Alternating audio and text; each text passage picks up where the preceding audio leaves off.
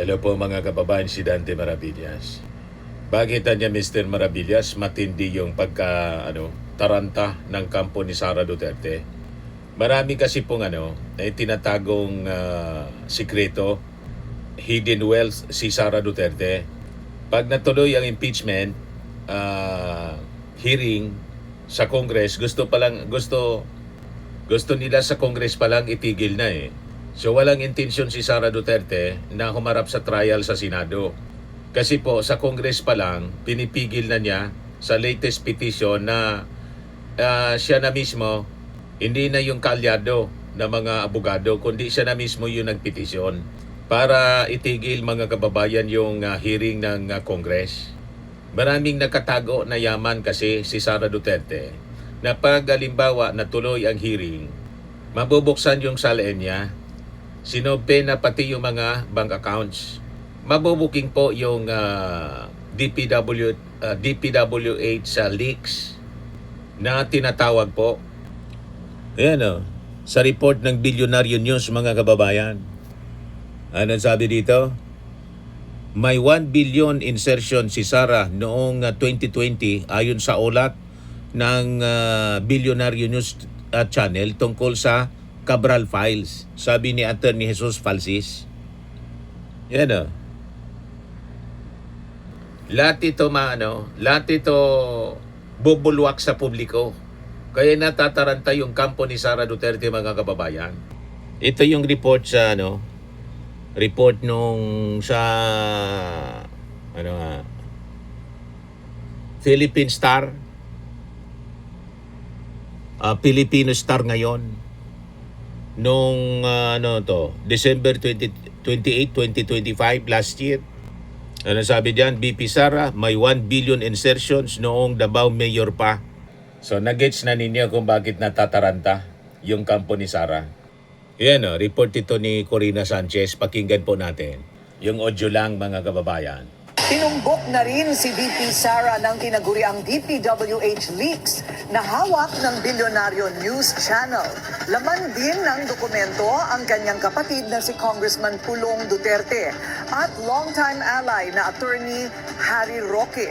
Narito ang exclusive agenda report ni Joash Malimban.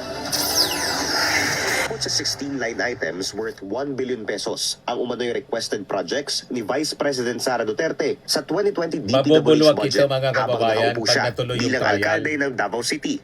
Ayon yan sa tinaguriang DPWH leaks o ang mga dokumentong nakuha ng Billionaire News Channel na nagdedetalye sa mga proponent o sponsor ng mga proyektong inilalatag ng DPWH sa kanilang budget proposals. Bilang paglilinaw, hindi bycam o budget insertions ang laman ng mga dokumentong ito. Ito ang mga line items para sa DPWH budget proposal na ipinepresenta at pinagtatalunan sa Kongreso bago maging General Appropriations Act o GAA. Inappropriate intervention kung maituturing ang pagre-request ng isang politiko ng proyekto. Kaya nililiis nila yung issue mga kababayan. Ang ina-accuse nila ng mga insertions yung Congress mismo, si Martin Romualdez. Pero yung panahon ng kanyang tatay, 2020, malala po mga kababayan. Imagine pati si Sara Duterte may insertion. Mayor siya, may insertion sa Congress. Ito yung laman dito. Mga kababayan ng balita ng reports last year ng Billionaire News Channel. Ito yung dahilan kung bakit tumakbo na naman si Sara Duterte sa Kongreso para itigil ang hearing kasi lalabas ito lahat mga kababayan.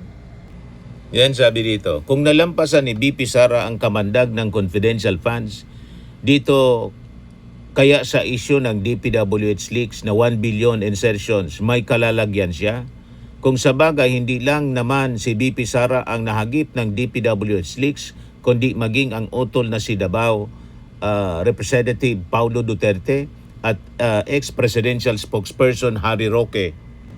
Bagong issue na dapat namnamin ng mga Pinoy bago ang 2028 elections. Wala namang bagong isasagot si BP Sara dito kundi demolition job. Demolition job lang o konektado sa 2028 elections. Ano pa nga ba? Kailangan pa bang i-memorize yan? Sabi dito po sa sa report ng Filipino Star ngayon. Tuwang-tuwa naman si ACT Teachers Party List Representative Antonio Tino dahil may bagong issue na naman siyang paglalaruan laban kay BP Sara. Sa wakas may lumabas na ring impormasyon mula sa DPWH tungkol sa mga alokasyon at singit sa budget sa panahon ng Duterte administration, ani Tino. Hindi pwedeng magmalinis si Vice President Sara Duterte dahil meron din siyang maraming singit na proyekto sa DPWH bilang mayor ng Davao na dapat niyang panagutan at dapat ding imbestigahan, dagdag pa ni Tino. Sa ulat kasi ng DPWH leaks, may 16 line items na sinasabing nagkakahalaga ng kabuuang 1 billion pesos ang mga proyektong hiniling umano ni Vice President Duterte na maisama sa 2020 budget ng DPWH noong siya ay mayor pa ng Davao City. Nakita ninyo? Ito yung pinipigil nilang lumabas, mga kababayan, sa actual hearing ng Committee on Justice, mga kababayan. Kaya tumakbo si Sara Duterte na naman sa Supreme Court. You see? So makikita natin, mga kababayan, sa takbo ng mga kwento. Sa tuwing bumabato ng mga akusasyon ang kampo ni Sara Duterte, lagi nilang gustong palabasin, mga kababayan, na biktima sila ng politics, pamumulitika, at selective justice. Pero baliktarin natin, mga kababayan, yung tanong. Kapag sila po yung sila na yung inaakusahan, nasaan ang paliwanag? Kapag may bilyong-bilyong pondo, nasaan ang breakdown? Kapag may malinaw na discrepancy, mga kababayan, bakit tahimik? Dahil sa kasong ito, mga kababayan, hindi po opinyon ang pinag-usapan, kundi facts na galing po sa records, COA, SALN, at mismong government data. Noong kasagsagan, mga kababayan, ng pandemic 2020-2021, habang ang buong bansa ay nagkukumahog sa health budget, ang distrito nila Pulong at Sara, mga kababayan, nagpipiesta sila sa bilyong-bilyong halaga ng pondo. Ito na nga po yung subject ng controversy, yung DPWH leaks. Ayan po, DPWH leaks controversy. Wish list proponent. Ayon sa mga dokumentong tinaguriang DPWH leaks na nilabas ng Billionaire News, nakalista si Sara Duterte bilang proponent ng 16 na road projects line items na may kabuang halaga o higit kumulang 1 bilyon daw. Inappropriate interventions, ayon sa sinumpaang affidavit ni dating DPWH Undersecretary Roberto Bernardo, ang ganitong wish list mula sa mga politiko ay tinuturing na inappropriate intervention sa budget process na maaring mauwi sa kickback scheme. Yung mga specific projects sa 16 na proyekto, 15 nito matatagpuan sa Davao City at isa sa Davao del Sur. Lahat ito ay nakapasok at napunduhan sa ilalim ng 2020 General Appropriations Act. Ayon kay House Deputy Minority Leader Antonio Tino, ang mga dokumentong ito ay nagpapatunay na hindi pwedeng magmalinis si Sara Duterte pagdating sa budget insertions dahil nakinabang din siya sa mga singit na proyekto noong panahon ng kanyang ama. May Davao monopoly po.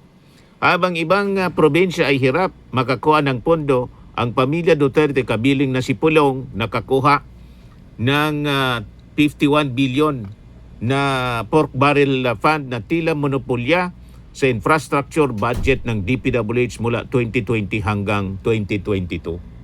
So yun, mga kababayan, ang facts. Kaya nakita ninyo, mahuhubaran kasi po yung pagmamalinis ng pamilya Duterte. Doon sa SALN, bobulwak po ang mga tinatawag na unexplained wealth.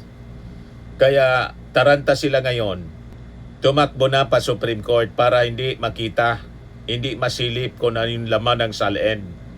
Ngayon, may 2.6 billion secret ledger pa. Ayon sa COA, gumastos ang Davao City ng kabuuang 2.6 billion sa confidential funds sa loob ng 6 na taon, 2016 to 2022, sa ilalim ng pamumuno ni Sara Duterte bilang alkalde. Mula sa 144 million noong 2016, noong kinuha niya ang pwesto mula sa kanyang ama, lumobo ito ng 460 million pesos. Kada taon mula 2019 hanggang 2022, isang pagtaas na mahigit 200%. Ang 460 million annual fund ay katumbas ng paggastos ng halos 1.2 million pesos kada araw sa mga bagay na confidential at hindi madaling ma-audit ng publiko. So ang matinding komparasyon, Davao City versus the giants, yung mga mga malalaking lungsod sa Metro Manila. Lumalabas yung confidential funds ng Davao mas malaki pa sa mga malalaking lungsod sa bansa, lalo na sa Metro Manila. Bigger than the big three combined. Ang taonang 460 million ni Sara, mas malaki pa sa pinagsama-samang confidential funds ng Makati, Manila at Quezon City noong mga panahong yun. The richest city's modesty, ang Quezon City, alimbawa itinuturing na pinakang mayaman na LGU sa bansa. Mayroon lamang 75 million na confidential funds noong 2022. Isang maliit na bahagi lang kumpara sa budget ng Davao. Sa financial heart comparison, mga kababayan, ang Makati, ang financial center ng Pilipinas, gumastos lamang ng 240 million pesos noong 2021 at 2022. Halos kalahati lang ng budget na hinihingi ni Sara para sa Davao. Sa Cebu City, ang Cebu City, Queen City of the South, nag-allocate lamang ng 7 million pesos. 38 million noong 2022. Ibig sabihin, ang isang araw na budget ni Sara sa Davao ay halos katumbas ng pondo ng Cebu para sa buong taon. So nagets na ninyo kung bakit tumakbo, mga kababayan, sa Supreme Court. Lahat ng ito, mga kababayan, ay iniisip nila sa hearing ng Congress, lahat ito mabubulgar. Ay, reported na to, mga kababayan, during the hearing sa Senado. Yung tinawag po na DPWH leaks as reported na Billionaire News Channel at ng Filipino Star ngayon. Yan o.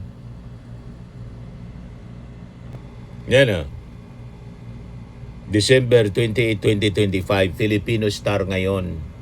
Na-publish siya. Magko-confirm siya, mga kababayan. Siyempre, kakalkalin isa-isa. So ngayon, ang tanong, bakit po siya red flag? Wala kasi siyang klaradong breakdown. Dahil confidential, walang detalyadong report kung saan napunta. Parang yung 125 million pesos na nalunok, mga kababayan, 11 days ubos. You see? So ngayon, ito yung safe city paradox na sinasabi nila. Ligtas naman anya na maglakad-lakad sa Davao.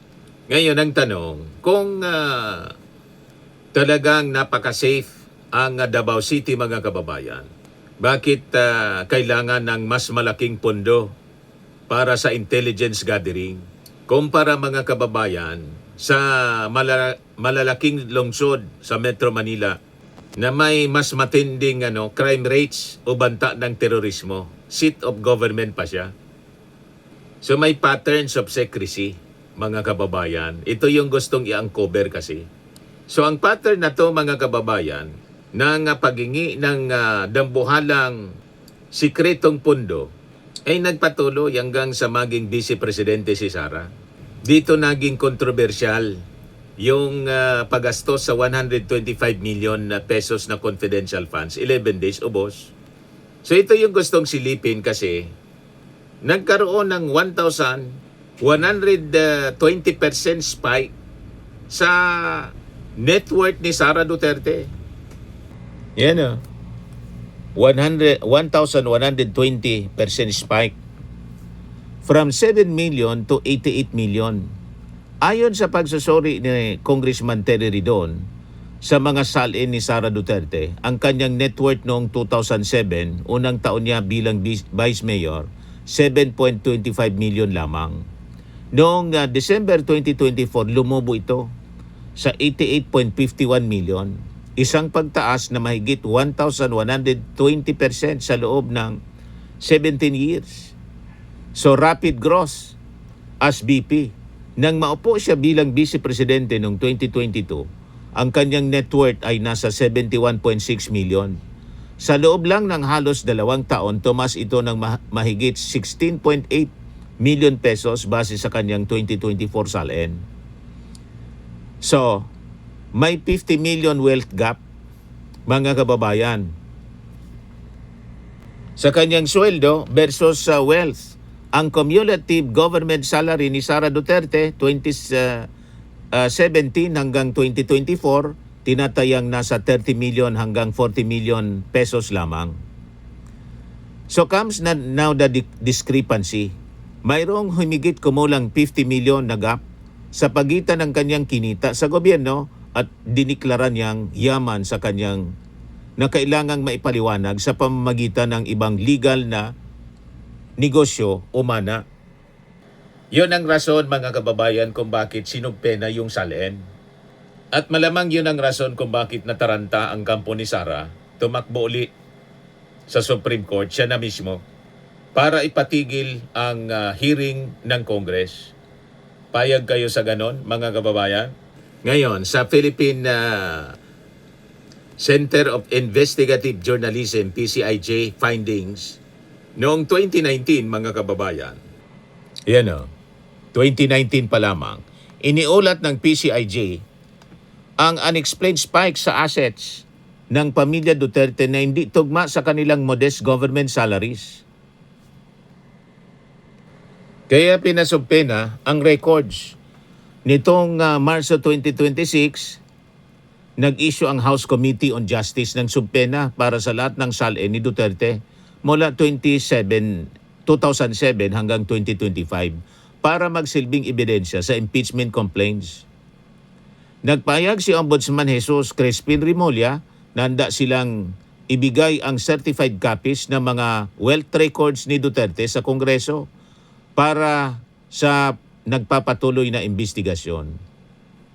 Now, dito tayo sa Corona President. Ginamit ng mga mababatas ang kaso ni dating Chief Justice Renato Corona bilang babala kung saan ang hindi tamang pagdeklara ng yaman sa salin ay naging basihan sa kanyang conviction. So malakas, mga kababayan, kasi yung ebidensya. At lalong mapapalakas ang kaso sa impeachment laban kay Sara Duterte pag pirinesent, mga kababayan, doon sa hearing ng Committee on Justice, yung mga records, mga bank records, lalo na lalakas, yun ang dahilan kung bakit sila tumakbo ngayon sa Supreme Court at inaakyos ang Congress ng fishing expedition. Pero sa interview ng DCMM, mga kababayan, kay Justice Committee Chairperson, Congresswoman Jinky Luistro, tuloy lang sila hanggat walang TRO. Ito siya. Well, this is not a surprise for us. Ito anticipated talaga natin. Ang sabi ko nga, at every stage or any stage of the proceeding, there's always the possibility of the petitioner questioning the proceeding of the Justice Committee or the House of Representatives. So for us in the Justice Committee, notwithstanding that petition, so long as wala namang temporary restraining order, we will proceed to our proceeding on April 14, 22, and 29 hanggat walang temporary restraining order. And we maintain the position na lahat ng ginawa ng House of Representatives are constitutional and we are following the letters of the rules, the Constitution, and even the decisions of the Supreme Court.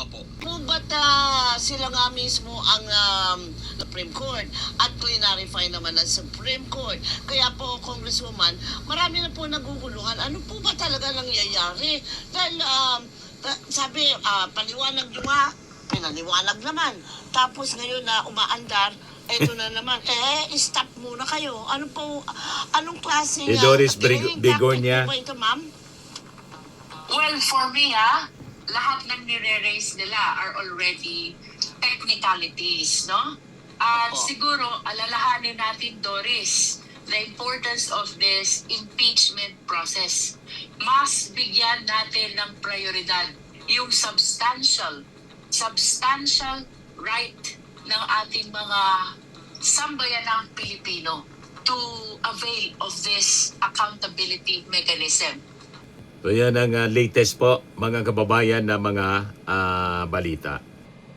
Sa mga naghanap ng malinis and spacious fitness gym, pumunta lang po kayo sa aming Colossal Fitness Gym. We also offer Grab Car Rental with our brand new 2023 model ng Toyota Innova.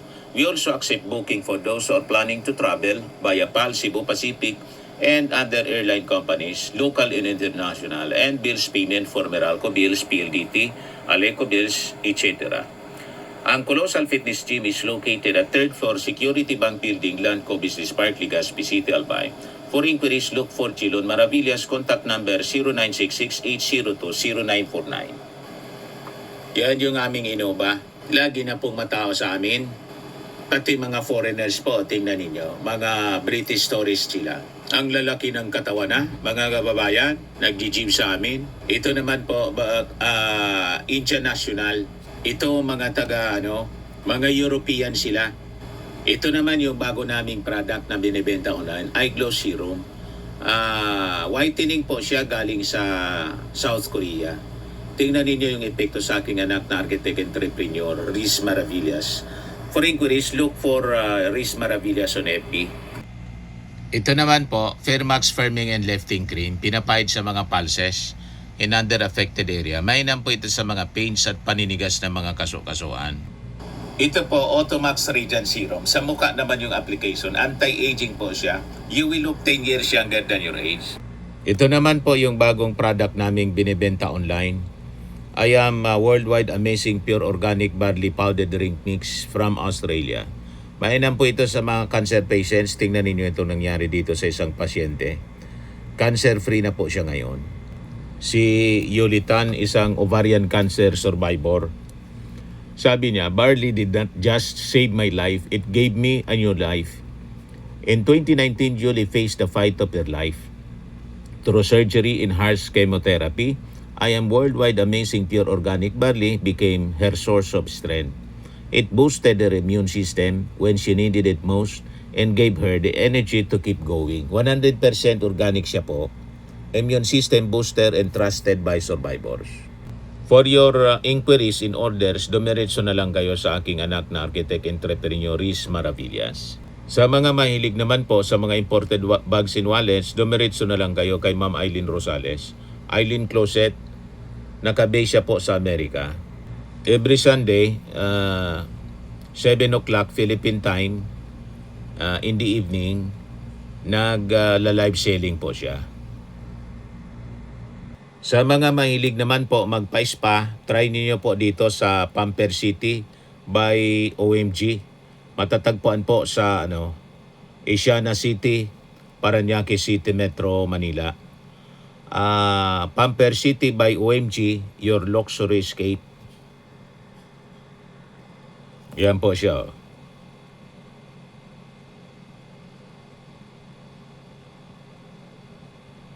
Yan, napakaganda. Pamper City by OMG.